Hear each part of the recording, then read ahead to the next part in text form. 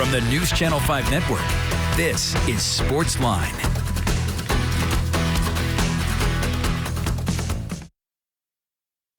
Hey there, SportsLine on your television. Steve Layman here with you. Glad you are here with us. Man, is there a lot going on right now in the world of sports. It's kind of like everything is converged right here. We had the NFL draft over the weekend. We had the opening of Geodis Park with Nashville SC and the 1-1 draw yesterday against the Philadelphia Union. And then tomorrow night, you have the opening of the Stanley Cup playoffs, at least as far as the Predators concerned. It's actually underway already. But the Preds play Game 1 against the top seed Colorado Avalanche at Ball Arena in Denver at 8:30 tomorrow night. And we found out today that UC Saros, the star goaltender, will not play as we likely expected due to that lower body injury. We really know it's a left leg injury. He's out at least games 1 and 2. Could be beyond that, but at least games 1 and 2 we will not be able to play. So both the games in Colorado, the Predators will forced to go with a backup goalie. It's either going to be David Riddick, who's been up here most of the season but only played in 17 games, only started a dozen, or it's going to be Connor Ingram, a guy who was an all-star with the AHL team in Milwaukee, but really has not had much success at all at the NHL level. Has hardly played at the NHL level at this point. So of course, lost in the season finale, giving up 5 goals after the Predators got up 4-0 against Arizona, which cost them the #1 wild card spot in the Western Conference. So that is some big news indeed. As the Predators get set for Game 1 and Game 2, they were going to be a big underdog in this series to begin with, but no one, and I mean no one, is giving them a chance now with Saros limited, at least to start the series. And who knows? I mean, he may not play at any point in this series. And so no one is giving them a chance against the Colorado Avalanche.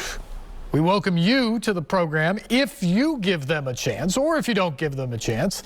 We can talk about that. 737-7767. We can also talk about that spectacular opening yesterday at Geodis Park.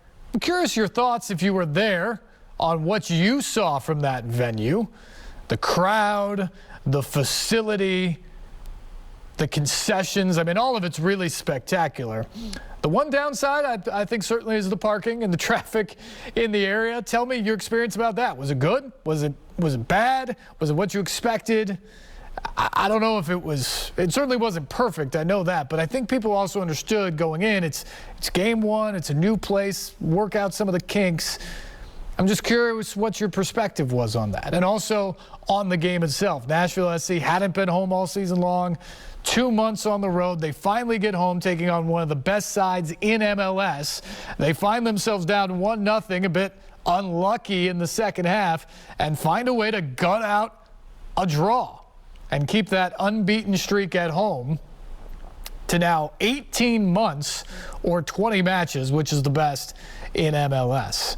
We'll maybe hear from some of those participants coming up on the program. But, of course, the NFL draft this weekend took center stage, and it started right here in Nashville on Thursday night. It was kind of a ho-hum first round. Felt boring in a lot of ways through the first 10, 11, 12, 13, 14 picks.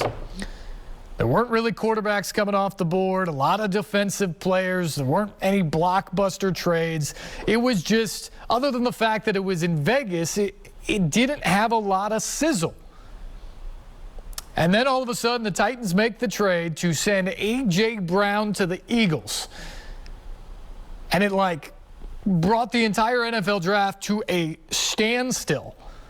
All of a sudden.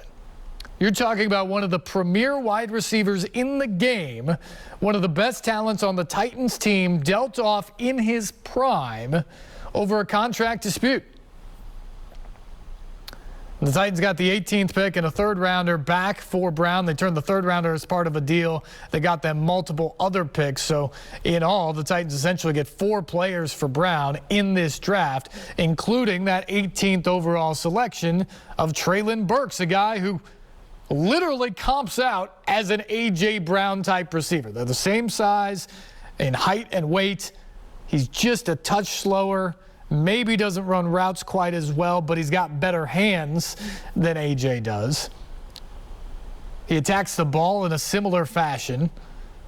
And we'll see what he can do in this Titans offense. The pressure's going to be on. There's no question about that because people understand what happened on Thursday night.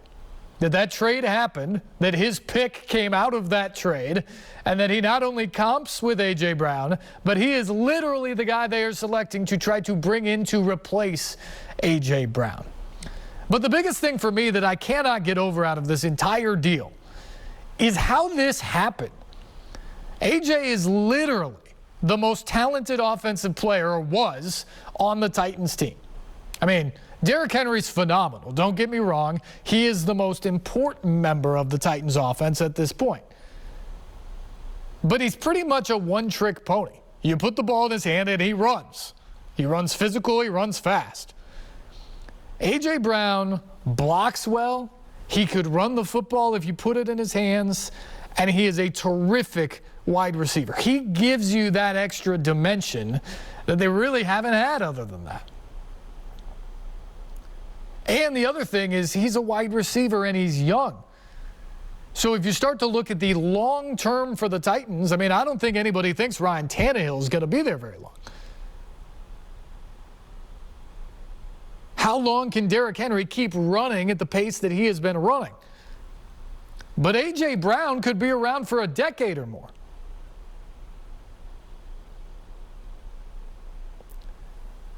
To me, it was amazing how this fell apart. Because he was one of the most influential players on the team. He was one of the best players on the team. And all of a sudden in this offseason where wide receiver deals went crazy, and they did go crazy. The market for wide receivers went through the roof. And that, credit to all of them, and congrats to them on getting deals. But A.J. saw that, and he wanted his. And he wanted it now, even though he's under contract for next season. And that's fine. When you have leverage in the NFL, given the way that the players' contracts are structured, you should take it. But somewhere along the way, it became this like strife between the team and A.J., and there was no reason for that. Because A.J. had a great first 3 years here. The team loved A.J. and what he did here. But all of a sudden, it became this thing where he gets on Twitter and he gets on Instagram and he's complaining about this and he's complaining about that. And he's taking things from no-name fans, people who've got like eggs as their avatar, as if that's somehow representative of what the organization thought about him. And you saw Mike Vrabel and you saw John Robinson saying everything they could to say that A.J.'s our guy. A.J. is our guy, and he's going to be here. Mike Vrabel went so far as to say that as long as he was the head coach, A.J. Brown would not be traded. But A.J. continued to go on social media and say those type of things. And then Deebo Samuel requests a trade, and things really started to blow up because then those two guys are talking on Deebo's mom's Instagram Live, and A.J.'s saying they're not going to pay him $20 million or more. And it kind of aired the dirty laundry out there. But I also think the Titans had their feelings hurt. That A.J. would go out and do that. That he wouldn't sort of follow the Titans' way of just show up and do your job. And at the end of the day, this deal happened on Thursday. And I feel at the end of it, it's like, I'm not sure the Titans believe they actually did it. I'm not sure they actually believe that they traded him. When John Robinson sat down on Thursday night, it almost looked like it just dawned on him that he traded away A.J. Brown. When A.J. sat down in Philadelphia today, it still looked a little bit like a guy thinking, did I really just get traded? I'm in this new home and I'm excited. I've got this new suit on. But did I really just get traded? And I just wonder as you move forward, what are the dynamics of all of this? Because number one for A.J., he got his money. He got a new 4-year, $100 million contract from the Eagles. But the grass is not always greener. It's not always as green as that new suit he was wearing today. And let me tell you, whatever you think about Ryan Tannehill is a more proven quarterback in the NFL than Jalen Hurts is. The Titans are a better football team right now than the Philadelphia Eagles are. That's the situation he's going into. And yes, he got his money. Yes, he might see more balls thrown his way. But will he ultimately be a better player or in a better situation? I don't know. For John Robinson, it feels like he's betting that he can manage the draft and manage a roster well enough to overcome the loss of one of his best players more than he was willing to bet on a disgruntled star. And so he makes this trade that I'm not sure how many people would have done. And I think he's betting on himself, and we'll see. He's 6 for 6 in winning seasons as the GM. It's hard to complain about that. But this is by far his most risky move, and if it doesn't pan out, if he doesn't find the replacement for that production, whether it be Treylin Burks or any other number of guys, the criticism is going to be huge. And perhaps for the first time, that seat as general manager might warm up for John Robinson as well. What about Mike Vrabel? He's the one who said this would never happen under his watch. Well, he's still here and A.J. Brown isn't. And if you read between the lines or looked at his mannerisms on Thursday night, you could see a coach that didn't seem all that happy. I assume he'll get over that. Mike Vrabel is not one to let distractions get him down or slow him from the mission. But if this wasn't his idea or he wasn't completely on board and he got a bit blindsided on Thursday, what does that do for his relationship with John Robinson moving forward? It's a fair question to ask, I think. And then the next question I think you have to ask is, what does this mean for Treylin Burks? I know Jonathan Hutton on Sunday Sports Central both thought going into the draft that, man, it would be ideal if the Titans could get Treylin Burks.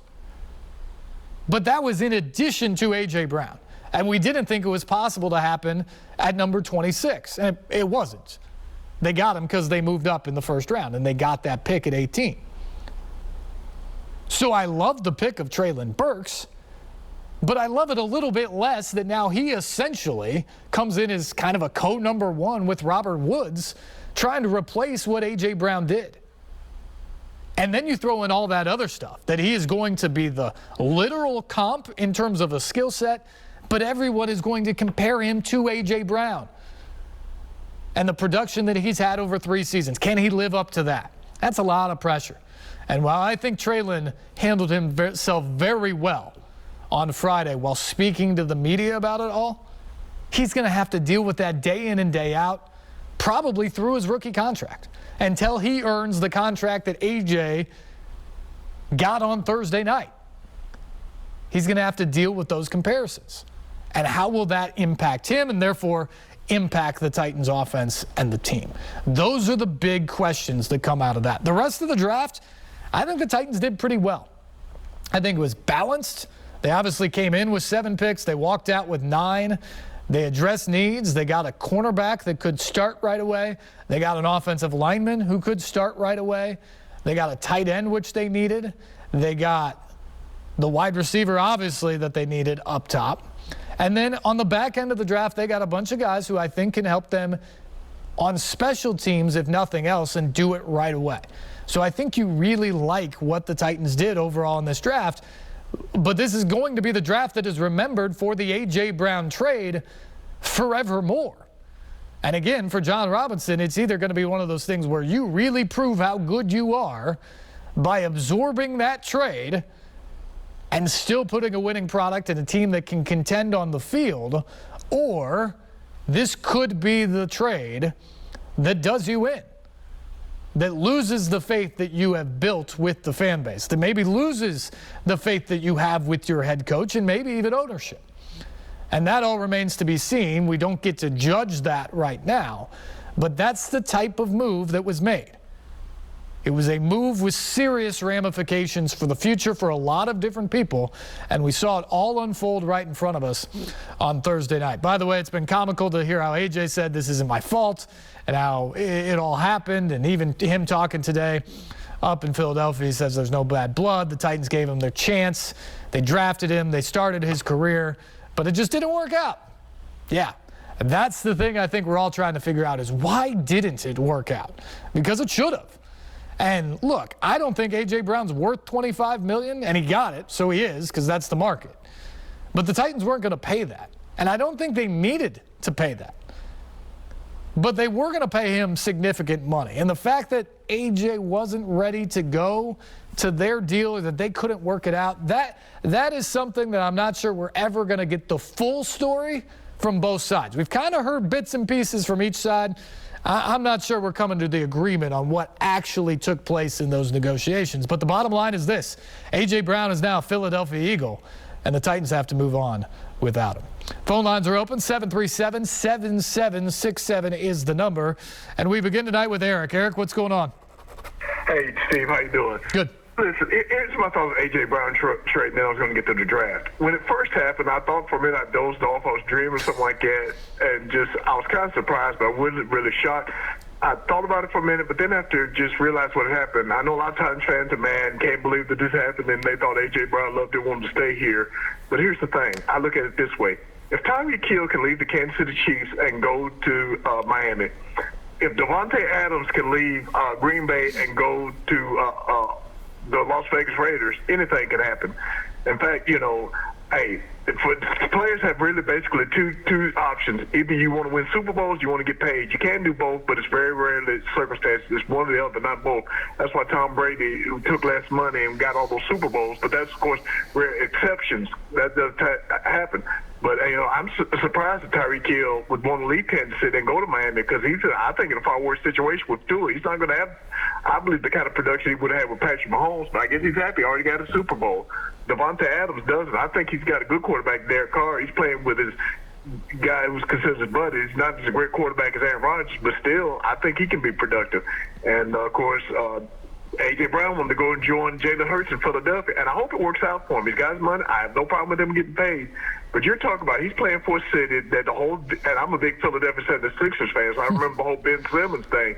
The fans would turn on you if you don't play well, especially like A.J. Brown can't have drops, which he's had an issue somewhere in Tennessee. He can't be hurt because fans don't care. And I know he's had his issues that he talked about, discussed with the Titans about some mental issues and stuff. Yes, they're not going to put up with that in Philly. And this was a city, I don't think they still do that, but of course I remember at the old vet, they had a judge on the site of the stadium as well as a jail cell for unruly fans. And this is the fans that also remember fights where I guess the Philadelphia fans ripped off a Washington, at the time they were formerly known as the Redskins, or now the Quincy football team, jersey at the stadium. So these are some of the most brutal and just fans that you would ever imagine, because you remember Michael Irvin got hurt, they threw a batter at him, they booed Santa Claus, so, Philly fans are not going to put up with a lot. I hope it works out for him, but this guy in the team, with all the drafts and stuff they've had, maybe they'll play off team, maybe they'll win the NFC East, but I don't think they're a Super Bowl team. But, hey, he got his money, and I hope it works out for him. Now, as far as the draft goes, Steve, I'll be honest with you. When that happened, when we got the receiver that we got, Treylin Burks, I was saying, we got to get Malik Williams. That's what I was saying. And then when we got the second, we traded out down to the second round, and then we didn't pick. We got the cornerback. I said, okay. Then it got to the third round, and we got that offensive lineman. I said, what's going on here? I was getting a little bit nervous. And then, of course, Atlanta got Desmond Ridder because I think Ridder and Malik Williams were one of the two quarterbacks we're looking at. And then we traded up to get him. And I said, we don't use this pick to make Malik Williams. I don't know what the Titans doing. So when we got him, I was happy. But some would say the Titans probably lucked into getting him. But also we got the guy that was from the Tennessee Vols that played here locally at Overton, which I was real happy to see him reaction to his family and everything. And got the running back from Michigan. It definitely seems like we're building the future. You don't want to give up on this season, but definitely when you give up your second best player, it's kind of not. You wouldn't do that if you're definitely expected to go to Super Bowl with all the moves that were made in the AFC. So, and I think Tannehill's probably here this year, maybe next year at most, because I think Malik Willis is going to be the starter either next year or the year after. And I wouldn't be surprised if this happens too. This could be Derrick Henry's last year, because I think he's only probably going to be here another year or two. So it looks like going forward, this looks like a rebuilding move. And with getting rid of A.J. Brown, it may be we've handed the division over to the Colts, but we'll see. Good talking to you, Steve. Take care. We'll talk to you again soon. Yeah, thanks, Eric. A lot of good stuff in there. I think it is going to be fascinating to watch exactly what happens here, because for this season, I don't think you can tell yourself that this is a rebuild at all, because that defense should be a championship-level defense. You've got Derrick Henry coming back at 100%, so you hope he is a dominant runner again behind what should be a pretty good offensive line, you would think. You did get a first-round draft pick at wide receiver to go along with Robert Woods. You have Austin Hooper at tight end. And you do have Ryan Tannehill. And Ryan Tannehill isn't Aaron Rodgers or whatever, but he's a solid NFL quarterback with this team. I don't think they're throwing the towel in on this season at all, but it is interesting because I think there's a really decent shot that by this time next year, Ryan Tannehill's gone, given his contract situation. I don't necessarily disagree about the Henry thing, depending how this season plays out. I mean, if he's wildly productive, I think he'll be back. I think they'd love to keep him as long as they can. He's a vital piece of what they do, but we all know that running backs have a certain shelf life, and he just had a foot injury as a 6'3", 247-pound running back. You know, maybe proves us all wrong this year and comes back and runs for 2,000 yards again. I wouldn't put it past him. He's incredible. But you also may see a little bit different looking Derrick Henry, which may change the outlook for what the next couple of seasons would look like for him. So I do think at some point you're looking at a changing of the guard with a lot of this stuff. The Malik Willis thing, though, is fascinating to me for this. I generally don't like quarterback picks there. I'm okay that he kind of fell to them, and they didn't have to give up a whole lot to move up and get him with that pick. But here's the thing. I feel like if you're drafting a quarterback, you better be drafting that quarterback in the first round because those are the guys that are sort of considered the blocks to be starters, right? Those are the guys that are considered to be the franchise moving forward. It's the Trevor Lawrence type of guy. It is a Tua type of guy. And sometimes they don't always pan out to be that way. Mac Jones going to New England, all that. But those are the guys who go into the draft and you look at them and you say, okay, they've got everything there. Now, whether it all comes together or whether they fall into the right situation, they have everything it takes to be a starting NFL quarterback and a good one. Malik Willis fell into the third round for a reason. Now, he's going to have some time this year because there's going to be no pressure on him needing to start in week 1. But I do get a little concerned that perhaps you just spent a third-round draft pick where you could get a player at another position that could start for you immediately or be a real impact player to draft a guy that may ultimately never get on the field. Because if we're being honest, if the Titans do move on from Ryan Tannehill next year without seeing Malik Willis play probably a whole lot this season, they're going to be in the hunt for a free agent quarterback next year or a guy in the draft. Let's not kid ourselves. That's absolutely going to be part of their mission. So I just wonder what that pick ultimately means. It clearly shows that the clock's at least starting, that there's some pressure on Tannehill here, that there actually is a backup in the building that they would feel comfortable putting into the game if they had to, not just because they had to, but because we can put him into the game now. That definitely happened with this pick. But whether Malik Willis actually can be the starter in the future for the Titans, that remains to be seen. And if that's the case, was that a worthwhile pick in the third round? We'll see. Back to the phones we go, and they are open, 737-7767. Let's say hello to Adam. Adam, what's going on, and welcome to SportsLine. Yeah, so I agree with you for the most part, Steve. And through your career, I love watching you because I agree with you for the most part. However, I think you're dead wrong on this draft. I know it's AJ centric, and you think in 5 years, what are we going to think about with that draft? I think it's going to be that we got Malik Willis in the third round.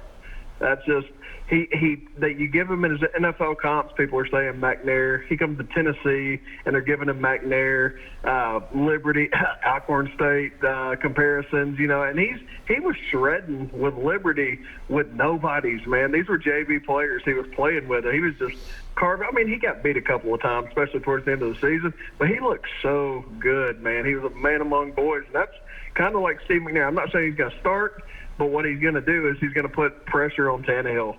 And I think Tannehill needs that, especially when you saw how much better he was when he got benched. He come in with a fire lit under him. Logan Woodside was never going to unseat him, ever. If there's a rookie on the bench, especially because these fans, man, we're crazy. If it comes down to it and Tannehill does something bogus, we're going to be calling for it. Like we're not going to sit back and be quiet. So, I hopefully Malik can sit there and learn, and Tannehill comes out with like 40 touchdowns and 5 picks because he's got pressure on him. But I love him having pressure on him. Yeah, well, there's no question that happened here, Adam. And thanks for the call. They absolutely are putting someone over the shoulder of Ryan Tannehill. They're starting the clock on Ryan Tannehill, so to speak here. There's no question that happened. I'm just saying that when you get that guy, and maybe Adam's right, maybe ultimately he becomes the steal of the draft. That happens. I mean, Tom Brady was a 6th-round selection, and he's the greatest player to ever play. It's not always just first-round picks. But by and large, the guys that end up being starters in this league, the guys that end up being really good players in this league, they go in the first round somewhere. And those are the guys that you expect to step in. And the idea that Malik Willis fell as deep as he did in a draft where quarterbacks weren't really coveted. So there weren't a whole lot of other guys you're looking out there saying, oh, that guy's really good. So it wasn't a great quarterback class. The idea that everybody allowed him to fall that far tells you that there's real questions about his game and how he stacks up into the NFL. Now he's going to have the advantage of not having to play right away. And he's going to give the Titans the ability to push Ryan Tannehill right away. But I still wonder, a year from now, if you haven't seen much of Malik Willis, even if you are moving on from Ryan Tannehill, what's the future for Willis? Because I don't think you probably go into the 2023 season just saying, Malik Willis, here are the keys to the Titans. Because we're moving on from Ryan Tannehill, and there's nothing else being done at the quarterback position. I think the Titans would very much be involved either in free agency or they would be looking hard to try to get one of the stud quarterbacks in next year's draft in the first round. And if that ends up being the case, how do you ultimately look back at that 3rd-round pick? Could work out great. Could work out exactly how Adam said. But I think there is a risk there for that particular pick where if you used it to just go get, say, an inside linebacker or something like that, you might have a starter on day 1. Or you might have a guy who's a rotational player that plays a lot right from day number 1 out of that pick. Difference in philosophies, and I certainly understand it, but there's no question that move, in terms of what the draft did, I mean, A.J. Brown aside, you take the trade out of it, which meant you had to go get a Treylin Burks type of guy in the first round. The pick of Malik Willis is the most impactful for the Titans this year because it changes the dynamic in the quarterback room and for Ryan Tannehill. There's no question about that at all. We'll continue on here. Phone lines are open, 737-7767. If you'd like to get in on the program, lots to discuss. We'll be back with more after this.